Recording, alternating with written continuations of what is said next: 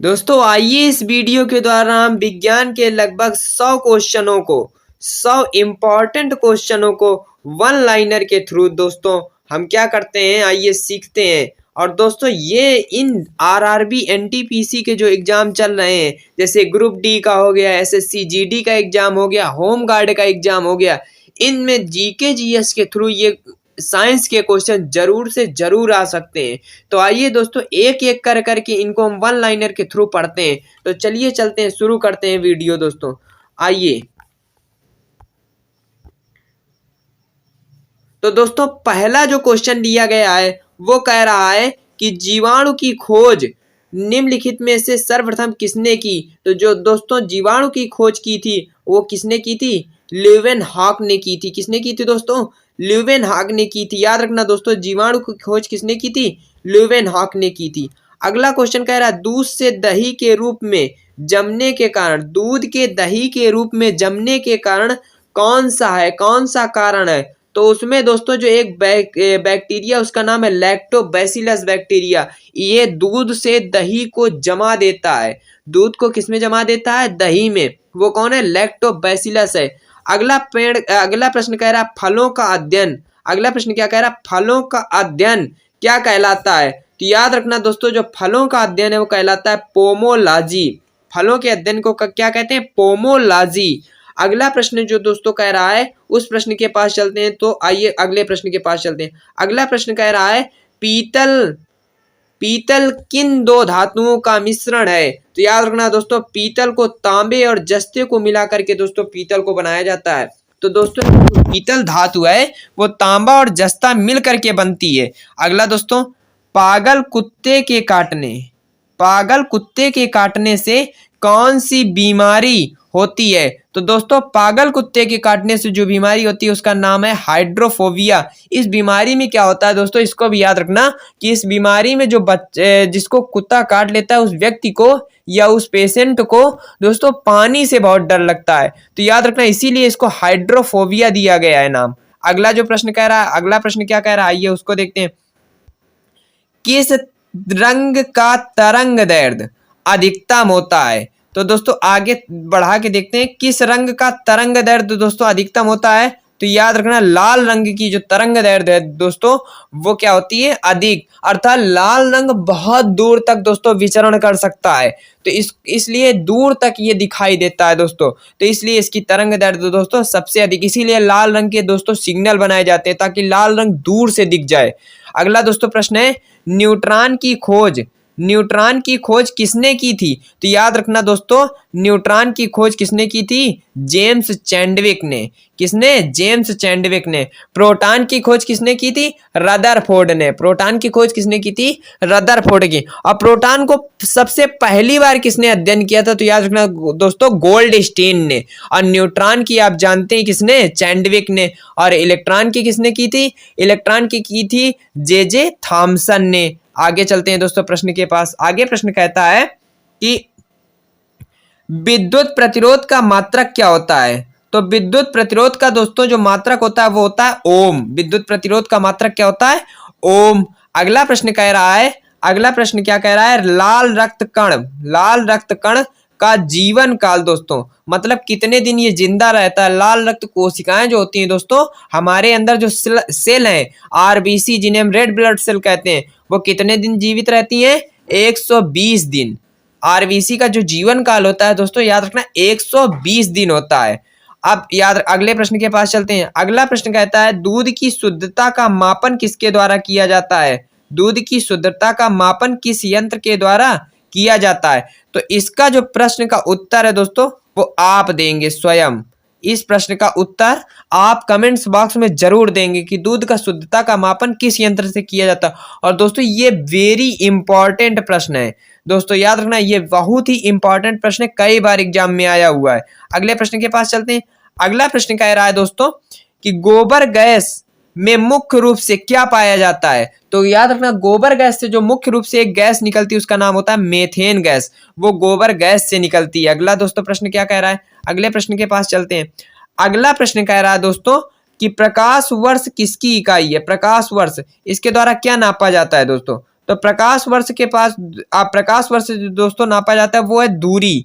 जो बहुत बड़ी बड़ी दूरियां हैं दोस्तों उनको हम किसके थ्रू नापते हैं? प्रकाश वर्ष, क्योंकि प्रकाश काफी दूर से आता है। ऐसे दोस्तों याद रखेंगे प्रकाश की दूरी बहुत ज्यादा होती है, बहुत दूर से आता है, तो याद रखना प्रकाश वर्ष भी दूरी का मापने का दोस्तों एक क्या है? इकाई है।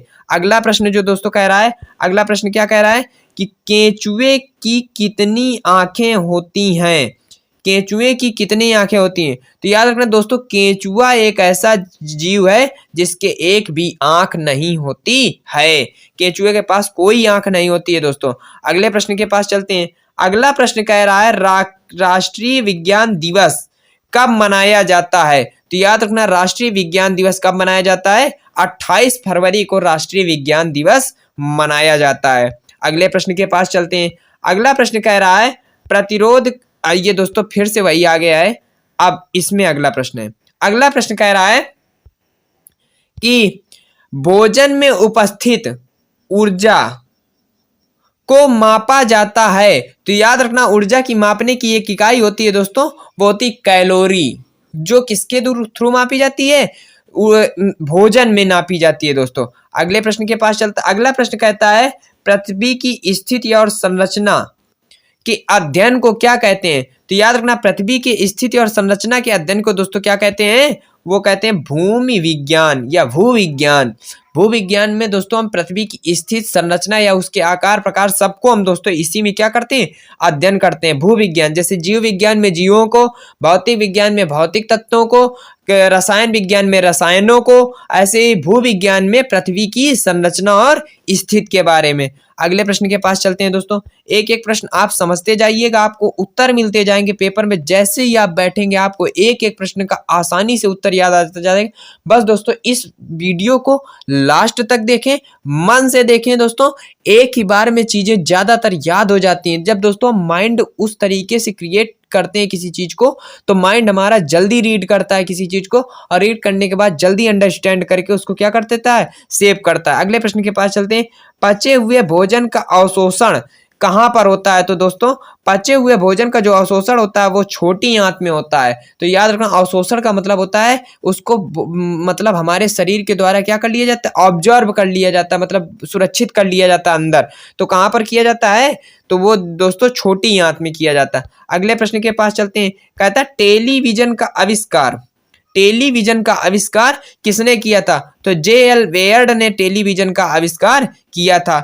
अगले प्रश्न के पास चलते हैं। अगला प्रश्न कहता है हीरा चमकदार क्यों दिखाई देता है? तो याद रखना सामूहिक आंतरिक परावर्तन के कारण हीरा चमक दिखाई देता है। तो याद रखना दोस्तों सामूहिक आंतरिक परावर्तन के पास। अगले प्रश्न का उत्तर बहुत ही इंपॉर्टेंट है, पूछा जाता है रक्त का पीएच मान क्या होता है? और ये बहुत ही जो ज्यादा दोस्तों इंपॉर्टेंट प्रश्न रहा है अब तक का, कि रक्त का पीएच मान क्या है? तो रक्त का जो पीएच मान है दोस्तों वो है 7.4, 7.4। और दोस्तों पूछा जाता है रक्त अम्लीय है, क्षार है या उदासीन है? तो याद रखना जो मानव का रक्त होता है दोस्तों वो कैसा होता है? क्षारीय होता है। 7 से ज्यादा और 14 के 7 और 14 के बीच में जो दोस्तों मान होते हैं वो क्षार के होते हैं। 7 का जो मान होता है वो उदासीन होता है, और 7 से नीचे के जो मान होते हैं दोस्तों वो कैसे होते हैं? वो होते हैं हमारे अम्लीय।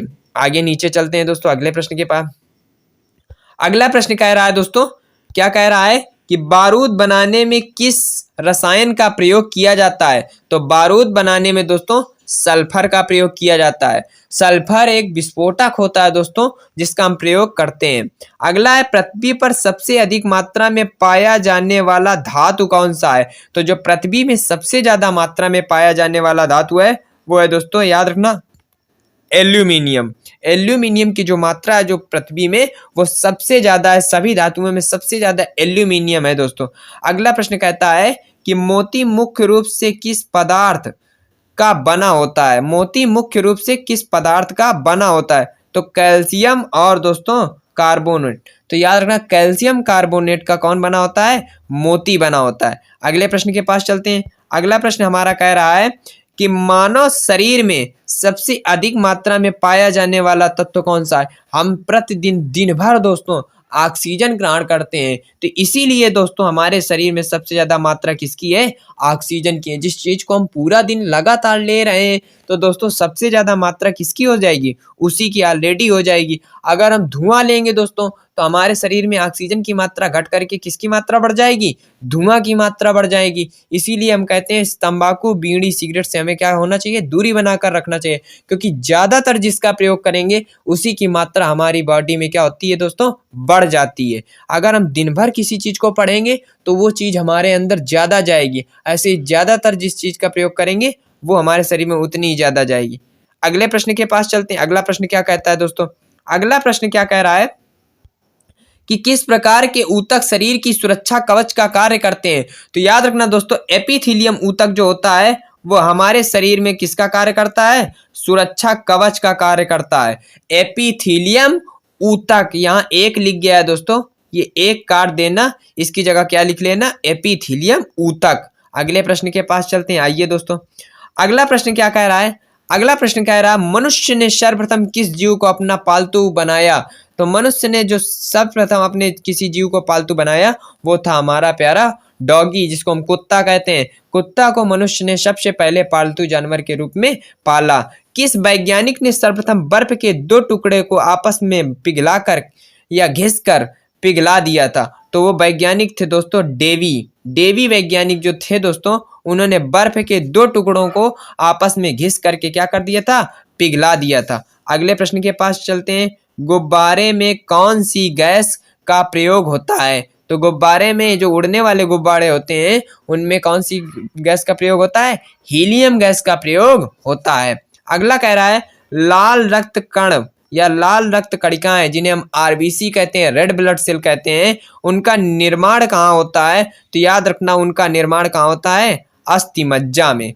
लाल रक्त कणिकाएं जिन्हें हम आरबीसी कहते हैं या रेड ब्लड सेल कहते हैं, उनका निर्माण अस्थि मज्जा में होता है। अगले प्रश्न के पास चलते हैं दोस्तों। अगला प्रश्न क्या कह रहा है? लाल रक्त कण का जीवन काल दोस्तों कितना होता है? तो लाल रक्त कण का जो जीवन काल होता है वो होता है 120 दिन। अभी हमने पीछे एक बार इसको रिपीट किया था, लेकिन यहाँ फिर से बात आई लाल रक्त कण की, इसलिए फिर से हमने दोहरा दिया एक बार।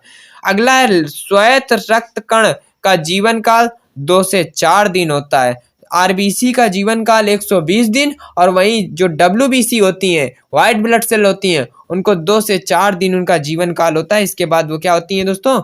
नष्ट हो जाती हैं। अगला है श्वेत रक्त कण जिन्हें हम डब्ल्यूबीसी कहते हैं को क्या कहा जाता है? उन्हें ल्यूकोसाइट कहा जाता है। और वहीं अगर श्वेत रक्त कणिकाओं की बात करें तो उन्हें ल्यूकोसाइट, और अगर लाल रक्त कणिकाओं की बात करें तो उन्हें एरिथ्रोसाइट कहा जाता है। क्या कहा जाता है दोस्तों? एरिथ्रोसाइट। ये हो गया। अगला प्रश्न कहता है शरीर का ताप नियंत्रक कौन है? तो शरीर का जो ताप नियंत्रण है वो हाइपोथैलेमस ग्लैंड है, जिन्हें हम हाइपोथैलेमस ग्रंथि कहते हैं हिंदी में। किस ब्लड ग्रुप को सर्वदाता कहा जाता है?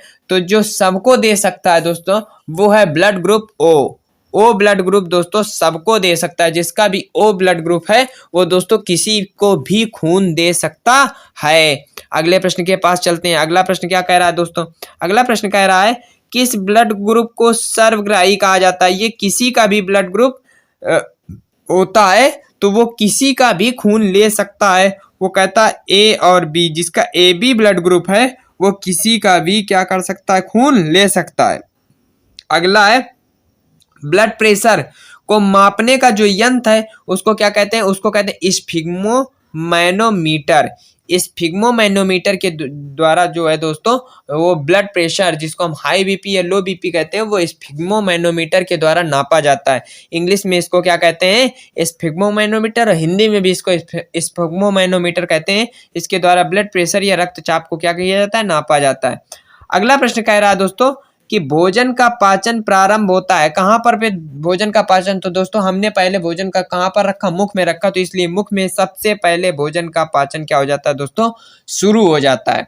अगला कह रहा है पित्त जिसे इंग्लिश में बाइल कहते हैं स्त्रावित होता है, तो पित्त बनता है दोस्तों यकृत में। यकृत में किसका निर्माण होता है? यकृत में पित्त का निर्माण होता है। अगले प्रश्न के पास चलेंगे दोस्तों। तो अगला प्रश्न क्या कह रहा है? अगले क्वेश्चन के पास चलते हैं। अगला क्वेश्चन कहता है विटामिन ए कहाँ संचित होता है? तो विटामिन ए की बात करें तो विटामिन ए भी दोस्तों कहाँ संचित होता है? यकृत में। विटामिन ए दोस्तों कहाँ संचित होता है? यकृत में।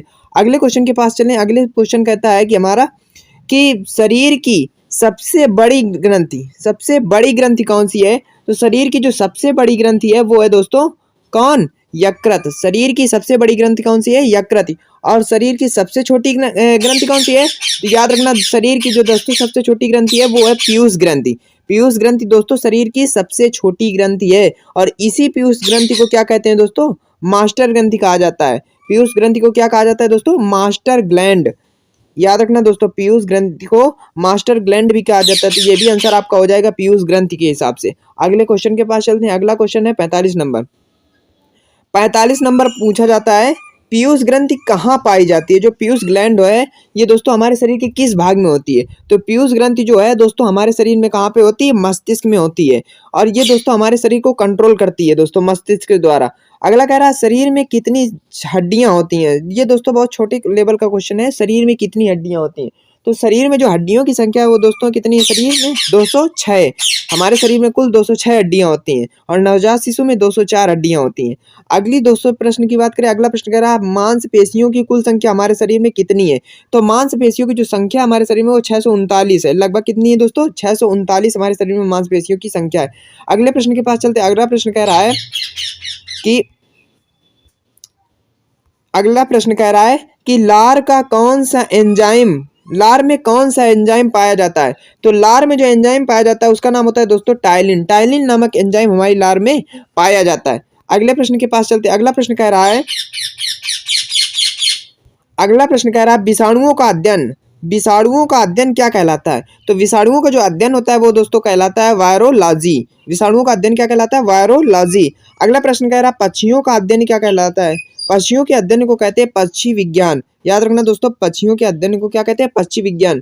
तो इस तरीके से हमने दोस्तों कितने क्वेश्चन कर डाले साइंस के? 50 क्वेश्चन जो क्या थे? वेरी मोस्ट इंपॉर्टेंट थे। तो जो दोस्तों वेरी मोस्ट इंपॉर्टेंट थे उनको हमने क्या किया? हमने इस 100 सीरीज वाले क्वेश्चन में 50 प्रश्नों को क्या कर दिया दोस्तों? सॉल्व कर दिया।